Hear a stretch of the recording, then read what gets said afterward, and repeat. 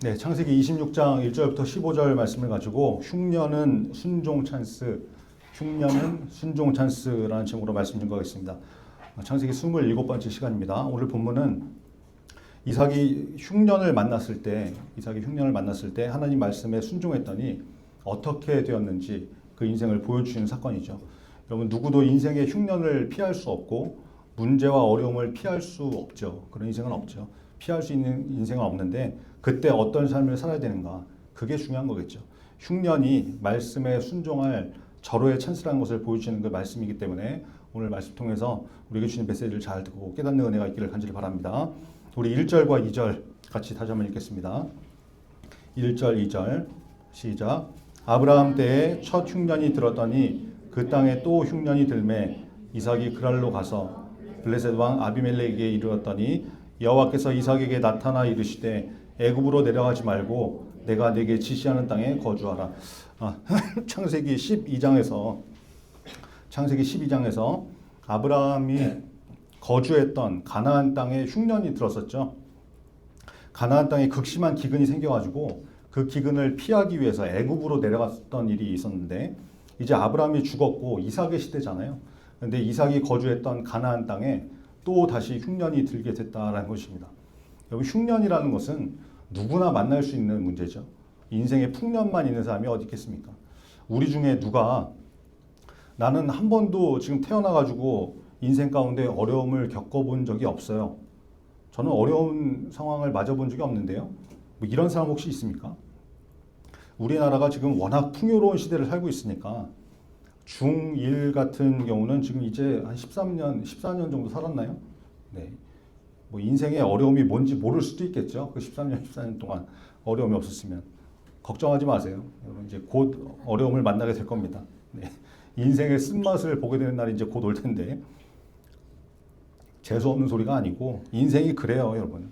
어려움이 없는 인생은 없거든요. 가나안 땅에 흉년이 들었다가 회복됐다가 또다시 흉년이 찾아오듯이 아브라함의 아들 이삭에게도 흉년이 찾아오듯이 인생을 살아보시라고요. 예외가 없어요, 예외가. 그러니까 중요한 것은 그런 흉년을 만났을 때, 인생의 기근을 만났을 때 그때 어떻게 해야 될 것이냐, 이게 중요한 거겠죠. 여기 이삭이 흉년을 피해서 이동을 합니다. 이제 블레셋 땅 그랄이라는 곳에 이르게 되는데, 이 그랄이라는 곳은 블레셋의 도시였거든요. 상당히 번성했던 도시였습니다. 1절에 보니까 블레셋 왕 아비멜렉이 나오죠. 이 아비멜렉은 아비와 멜렉의 합성어인데, 아비가 이제 아버지라는 뜻이고 멜렉이 왕이라는 뜻이에요. 그러니까 이제 내 아버지는 왕, 뭐 왕이신 아버지 뭐 이런 뜻인데, 여러분, 애굽 이집트의 왕을 뭐라고 하나요? 바로라고 하죠. 파라오라고 하듯이 그 아멜렉이라는 단어도 그 사람의 이름을 말하는 게 아니고 블레셋 왕에게 붙이는 칭호다, 이렇게 이해하면 됩니다. 그래서 성경에 아말렉이 굉장히 많이 등장을 하죠. 같은 사람이 아니에요. 그러니까 사람은 다른데 뭐 바로를 말하듯이 왕의 이름을 칭하는 거다, 이렇게 이해하면 됩니다. 자, 이삭이 그랄로 갔는데 2절에 보니까 하나님께서 이삭에게 나타나시죠. 하나님께서 나타나셔가지고 애굽으로 내려가지 말고 지시하는 땅에 거주해라, 이렇게 말씀하십니다. 아마 이삭이 그랄이라는 곳을 거쳐가지고 애굽으로 내려가려고 했던 것 같습니다. 그러니까 하나님께서 막으셨겠죠. 당시 애굽은 세속적인 부요의 도시였고 우상의 도시였죠. 그래서 하나님이 가지 말라라고 하셨던 거예요. 무슨 의미겠습니까? 하나님의 사람은 흉년이라는 어려움을 만나도 세상의 부요를 쫓아서 그 인생을 풀어가는 것이 아니다, 그거 해결하는 거 아니다 라는 것을 보여주시는 장면이죠. 뭐 현실적인 예를 들면 이런 거지 않겠습니까? 여러분이 돈이 필요해가지고 뭐 알바를 구하는데 뭐 알바몬, 당근 뭐 이런 데서 알바 자리를 막 찾는 거죠. 올라왔는데 보니까 청소년인 여러분들이 할 만한 건전한 알바가 있고, 근데 이거는 되게 시급이 짜, 고생은 고생대로 하고, 그런 알바가 있다. 근데 또 다른 알바를 찾아보니까 법적으로 윤리적으로 하면은 이거 안 되지 않을까 하는 그런 야리꾸리한 그런 알바가 있는데, 뭐 구체적으로 예는 안 들겠지만 그런 거 하면 한 번에 시급도 세고 몸도 덜 힘들고 뭐 그런 게 있다 그러면 여러분, 알바를 선택할 때 어떤 알바를 선택해야 되겠어요? 이런 것도 한번 생각해 볼 수 있는 거겠죠. 돈이 기준이냐, 예수 믿는 사람답게 구별되게 사는 것이 우선이냐? 이런 거 생각해 볼 문제 아니겠습니까? 세상의 부요함, 돈에 좌우되는 인생이 아니라 하나님 말씀대로 살아갈 수 있는 중고등부 되기를 간절히 바랍니다. 여러분, 하나님이 이삭에게 나타나서 말씀을 하시죠. 굉장히 부러운 장면이죠. 하나님께서 나타나서 말씀하셨다. 혹시 여러분 가운데 아니 전사님 나도 하나님께서 나타나셔서 말씀을 하신다고 그러면 순종하죠. 당연히 순종하죠. 하나님께서 안 나타나시고 말씀을 안 해주시니까 순종을 못하는 거지. 하나님께서 직접 말씀해 주시면 그거 뭐 순종하는 거 어렵습니까? 이렇게 생각하는 사람이 있을지 모르겠는데 여러분, 하나님이 이삭에게 나타나셨다는 것은 눈에 보이게 나타나신 것이 아니거든요. 하나님은 영이시기 때문에 우리가 눈으로 볼 수 없고 죄인인 사람이 하나님을 직접 볼 수 없죠. 우리 출애굽기에 보면은 모세가 하나님을 보여달라, 하나님의 영광을 보여달라 그랬더니 하나님께서 뭐라고 말씀하시냐면 출애굽기 33장 20절에 내가 내 얼굴을 보지 못하리니 나를 보고 살 자가 없음이니라. 하나님께서 이렇게 말씀하십니다. 하나님을 사람이 볼 수 없다는 거예요. 하나님의 그 영광스러움 때문에 우리가 압도되기 때문에 죽기 때문에 볼 수가 없다. 그러면 이삭에게 나타나셨다는 건 뭐냐? 특별한 말씀을 주셨다든지 뭐 꿈에 나타나셨다든지 어떤 방법인지 기록되어 있지 않지만 이삭이 확실하게 알 수 있는 방법으로 말씀하셨다라는 거죠. 여러분, 하나님은 우리에게도 오늘도 말씀을 하고 계십니다. 우리가 매일 읽는 성경을 통해서 말씀하시고 예배 때마다 선포되는 말씀을 통해서도 말씀하시고 우리가 기도할 때 세미한 음성으로 응답하시는 응답을 주시거든요. 알아듣느냐 못 알아듣느냐 그 차이지 않겠어요? 말씀을 들어야 하나님의 음성을 들을 텐데 졸면서 들으면 안 들릴 것이고 들어도 온갖 잡생각 딴 생각하면서 들면 안 들릴 것이고 성경을 통해서 말씀하신다고 그러는데 성경을 안 읽어. 그러면 들릴 수가 없죠. 지금도 우리에게 여전히 말씀하시는 하나님의 음성을 여러분 들으려면 어떻게 됩니까? 예배 때마다 집중해서 전심으로 들어야 되고 성경 말씀을 읽어야 되고 그 말씀을 통해서 나에게 주시는 말씀이 무엇인가 민감하게 듣고자 하는 마음으로 들어야 듣게 되는 거 아니겠어요? 저와 여러분에게 예배 때마다 성경 말씀을 통해서 민감하게 주시는 그 하나님의 음성을 들을 수 있는 은혜가 있기를 간절히 바랍니다. 우리 6절과 7절 같이 읽겠습니다. 6절 7절 시작. 이삭이 그랄에 거주하였더니 그곳 사람들이 그의 아내에 대하여 물으매 그가 말하기를 그는 내 누이라 하였으니 리브가는 보기에 아리따움으로 그곳 백성이 리브가로 말미암아 자기를 죽일까 하여 그는 내 아내라 하기를 두려워하였더라. 이삭이 하나님의 말씀대로 애굽에 내려가지 않고 그랄에 머물렀습니다. 하나님께서 말씀하시니까 이삭이 그 말씀에 순종했다는 것을 성경이 기록하고 있는 것이죠. 자, 그런데 또 문제가 생기죠. 여러분, 순종하면 모든 문제가 다 없어지느냐? 그렇지 않을 수 있다라는 것을 보여주는 거예요. 또다시 문제를 만납니다. 어떤 문제였어요? 그랄 사람들이 그 블레셋 지역의 사람들이 리브가를 보면서 예쁘니까 저 여자 누구냐고 너네 무슨 관계냐? 이거 자꾸 물어보는 거죠. 이삭이 그 질문들에 뭐라고 대답을 하는 겁니까? 누이다, 여동생이다 이렇게 소개를 하죠. 그런데 그렇게 소개한 이유가 뭐였다고 성경이 말씀하고 있습니까? 7절에 보니까 리브가가 예뻐서 자기를 죽이고 뺏어갈까 봐 아내라고 하기를 두려워했다라고 정확하게 기록하고 있죠. 여러분, 이거 어디서 많이 봤던 장면 아닙니까? 기억나지 않으세요? 네. 고맙습니다. 네. 당황스럽네요, 제가. 네. 아무도 반응 안 하는데 또 반응해 준 것 고맙습니다. 자, 이삭의 아빠가 아브라함이잖아요. 아브라함이 두 번이나 한 번은 창세기 12장에서 기근을 피해 애굽으로 내려갔다가 아내 사라를 누이라고 했었고, 그렇죠? 또 한 번은 창세기 20장 그랄에서 오늘 본문하고 같은 지역이죠, 같은 곳이죠. 자기 아내를 누이라고 속였던 두 번의 실수가 나오는데 성경에 다 기록이 돼 있는데 여러분 그 사건들은 이삭이 태어나기도 전에 있었던 일이거든요.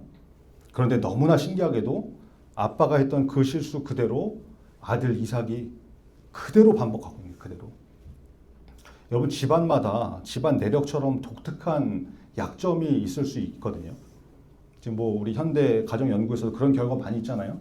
아버지가 알코올 의존, 알코올 중독이라고 그러면 그것 때문에 어려움을 당했던 그 가정에는 자녀들 중에도 같은 문제를 겪을 위험이 상당히 높다. 뭐 가정폭력 이런 것도 마찬가지고, 혹시 우리 가운데 그런 어려움을 겪는 사람이 있다 그러면 하나님 앞에 그 문제를 맡기시고 간절하게 기도하면서 하나님의 도우심을 구하시기 바랍니다. 그러면 하나님께서 그것을 끊어주세요. 끊어주세요. 고린도후서 5장 17절에 보니까 그런즉 누구든지 그리스도 안에 있으면 새로운 피조물이라 이전 것은 지나갔으니 보라 새 것이 되었도다 이렇게 말씀합니다.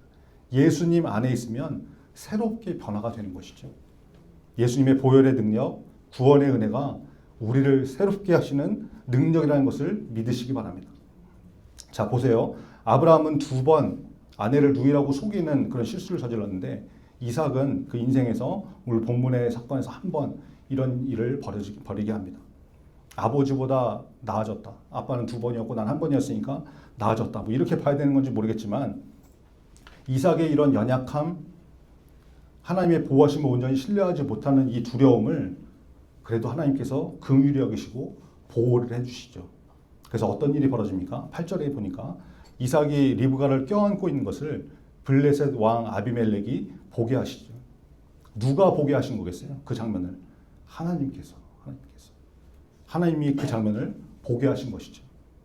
그래서 리브가가 이삭의 아내라는 것이 드러나게 하시고 아비멜렉의 마음을 움직여서 어떻게 되냐면 11절인데 같이 읽겠습니다. 11절 시작.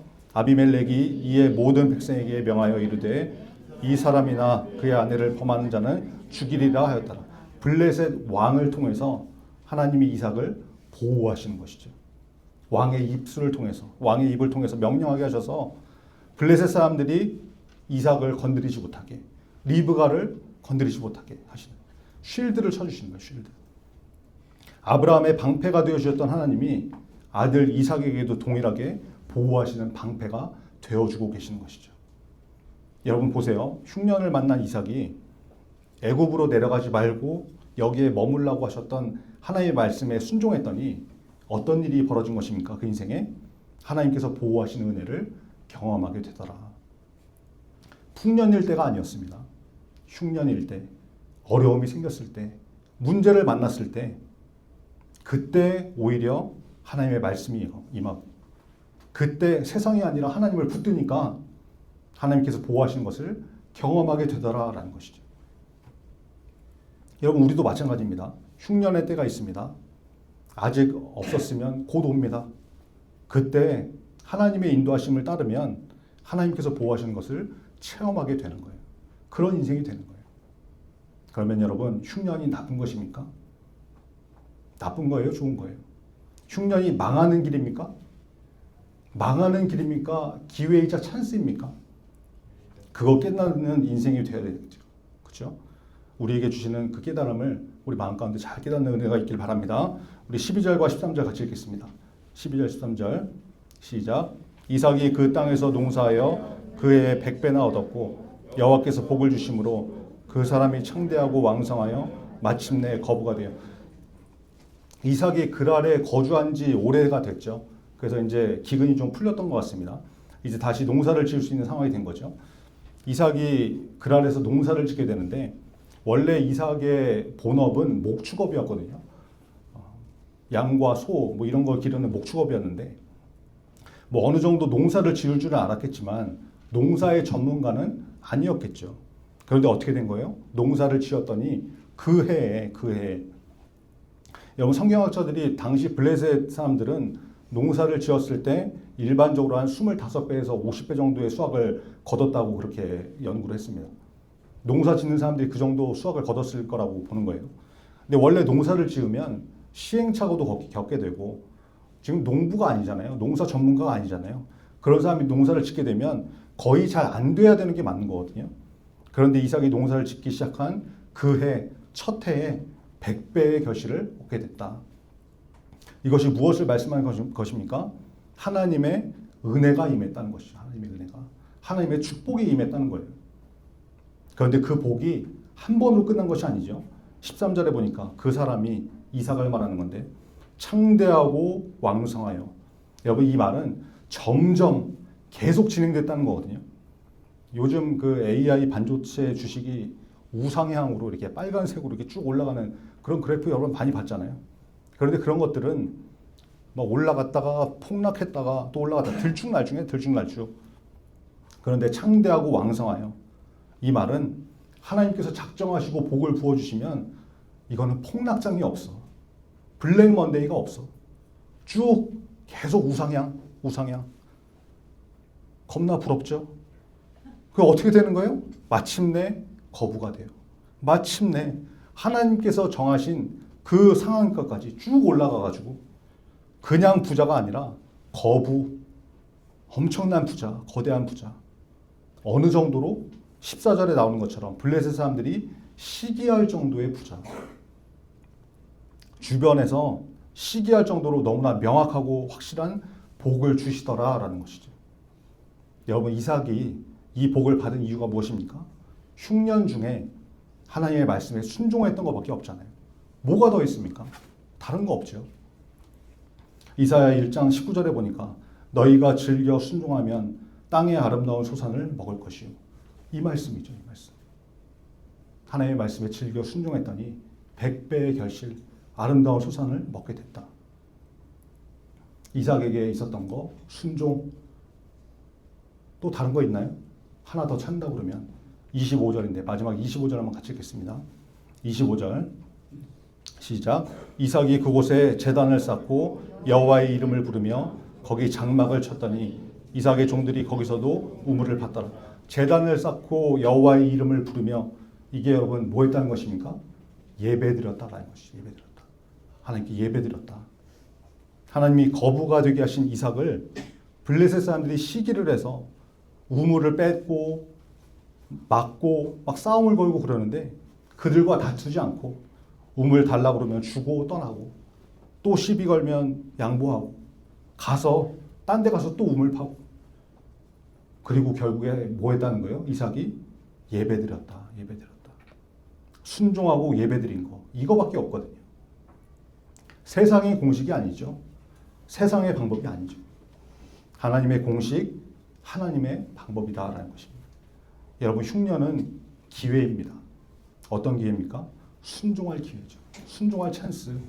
절호의 찬스예요. 절호의 찬스. 이것을 깨달으시고 흉년 같은 어려움을 만났습니까? 여러분 인생 가운데 그런 어려움이 있어요? 하나님 말씀에 귀 기울이시고 하나님의 음성을 민감하게 들으시고 그 말씀이 무엇이든지 간에 분명한 것은 세상이 말하는 방법과 분명히 다를 것입니다. 세상이 말하는 것과 하나님의 방법은 달라요. 완전히 다를 거예요. 그래서 하나님의 방법인 것이죠. 그 말씀을 절호의 찬스로 받으시고 순종하시고 하나님 앞에 철저하게 예배드리는 인생이 되어서 100배의 결실을 거두고 세상이 시기할 정도로 놀라운 복을 받아들이는 저와 여러분 되기를 간절히 바랍니다. 찬양하고 기도하겠습니다. 이제 다음 주가 지나면 우리 이제 수련회가 시작되는데 하나님께서 준비하신 은혜의 비를 기대하는 마음으로 비 준비하시니 찬양하고 기도하시죠. 여러분 우리 오늘 말씀 좀 기억하시면서 인생의 흉년, 어려움 누구나 다 만나게 될 것인데 그때 세상의 방법이 아니라 하나님 말씀에 민감하게 귀 기울이고 순종하는 인생이 되게 달라고 여러분 기도했으면 좋겠습니다. 아버지 아브라함의 실수를 반복했던 이삭, 우리 안에 대물림된 연약함과 두려움이 있을 수 있죠. 예수 그리스도 안에서 새로워지고 하나님의 보호하심을 온전히 신뢰하는 인생이 되려고 여러분 기도하시고 순종할 때 부어주시는 하나님의 보호와 축복을 경험하게 해달라고 다툼 대신에 예배로 반응하는 삶을 사는 우리 모두가 되게 해달라고 우리 간절한 마음으로 찬양하고 같이 기도하겠습니다. 우리 주는 위대하며 우리 주는 위대하며 능력이 많으시도다. 그의 자의에 무궁하며 인자는 영원하도다. 상한 자를 고치시며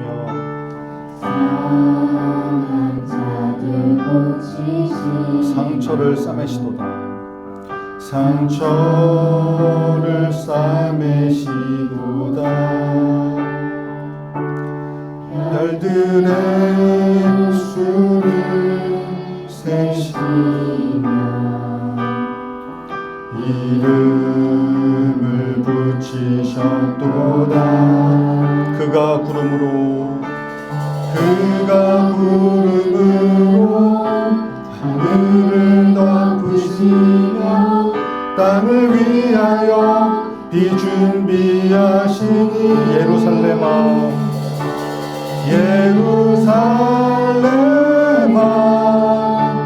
여호와를 찬송할지어다. 내 하나님을 감사함으로 그 앞에 나가며 주님제 앞에 경배하며.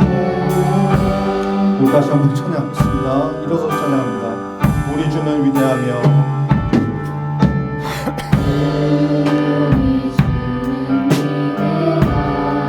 능력이 많으시도다.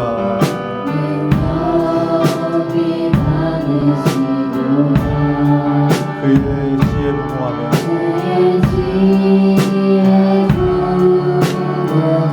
인자는 영원하도다.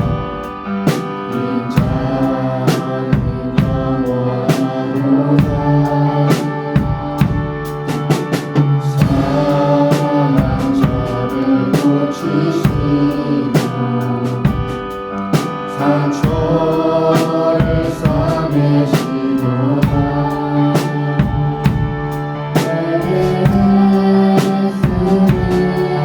세시며 이름을 붙이셨도다. 그가 구름으로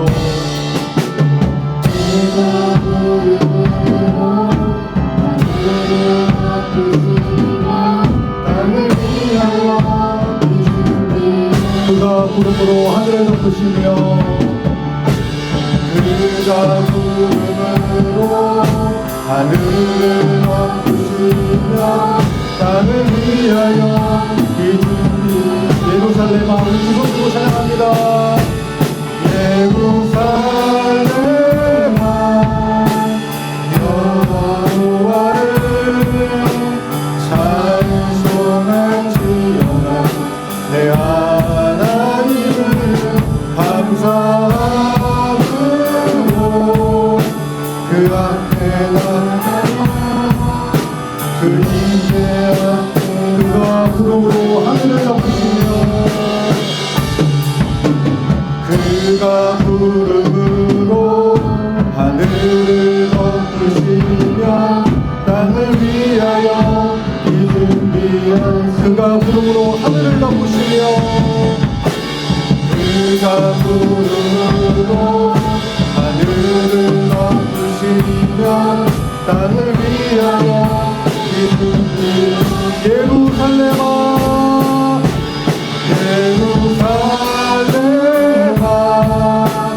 여호와를 찬송할지어다. 내 하나님을 감사함으로 그 앞에 나가며 주인의 예루살렘아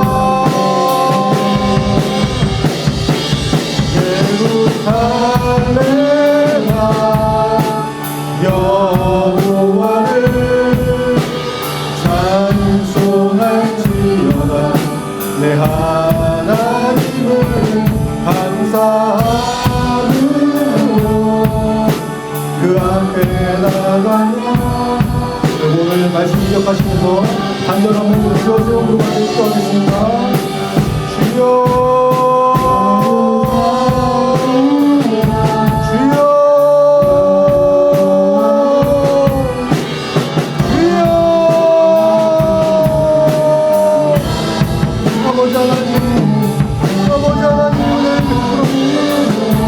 하나님의 복을 하나님의 지키시는 복을 경험하게 하시옵소서. 아버지 하나님 내 베풀어 주시옵소서. 주님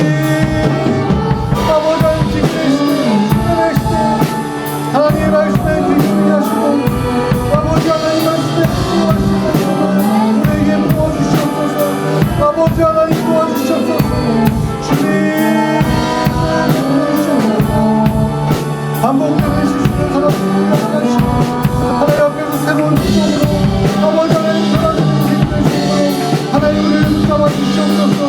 주여 도와주시옵소서. 랩을 지어야 한번 이끌어지게 하시고 새로운 비전으로 얻게 하시고 하나님 우리를 붙잡아 주시옵소서. 아버지 하나님 순종할 때 경험하기 원합니다. 하나님의 보호하심을 경험하기 원합니다. 아버지 하나님 우리 교회를 베풀어 주시옵소서. 주여 도와주시옵소서. 하나님의 음성을 듣게 하시고 하나님의 말씀을 듣게 하시고 그 말씀을 듣고 살아가시면 우리 주보로 다 될 수 있도록 하나님 역사해 주옵소서. 주여 하나님 베풀어 주옵소서. 아버지 하나님 도와주시옵소서. 주님이 하나님 도와주시옵소서.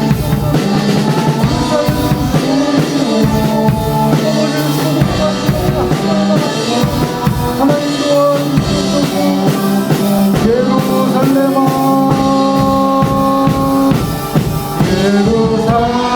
예루살렘아 여호와를 찬송하시려라. 내 하나님을 감사함으로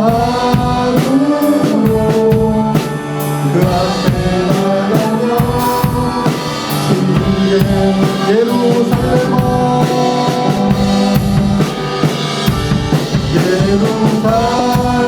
예루살렘아 여호와 찬송할지어다. 내 하나님을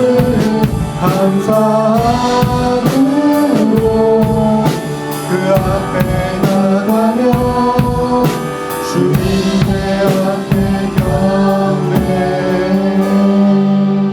아버지 하나님 감사합니다. 오늘 말씀을 통해서 흉년의 때에 하나님의 말씀을 붙들었던 이삭을 발견합니다. 세상은 흉년을 만나면 애굽으로 가라고 하지만 우리도 이삭처럼 하나님께서 가지 말라고 하시면 가지 않고 머무는 순종의 결단을 하게 하시고 하나님의 보호하심을 경험하는 순종의 사람 되게 하여 주옵소서.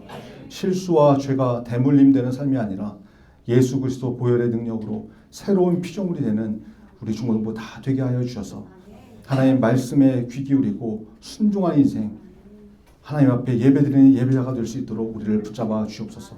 그래서 마침내 영적인 거부가 되는 저와 우리 모두가 되게 하여 주옵소서. 이번 한 주 순종의 찬스로 살아가는 은혜를 부어주셔서 하나님의 은혜를 경험하는 이번 한 주 되게 하여 주옵소서. 예수 그리스도의 이름으로 기도합니다. 아멘. 하늘에 계신 우리 아버지여, 이름이 거룩히 여김을 받으시오며 나라의 임하옵시며 뜻이 하늘에서 이룬 것 같이 땅에서도 이루어지이다.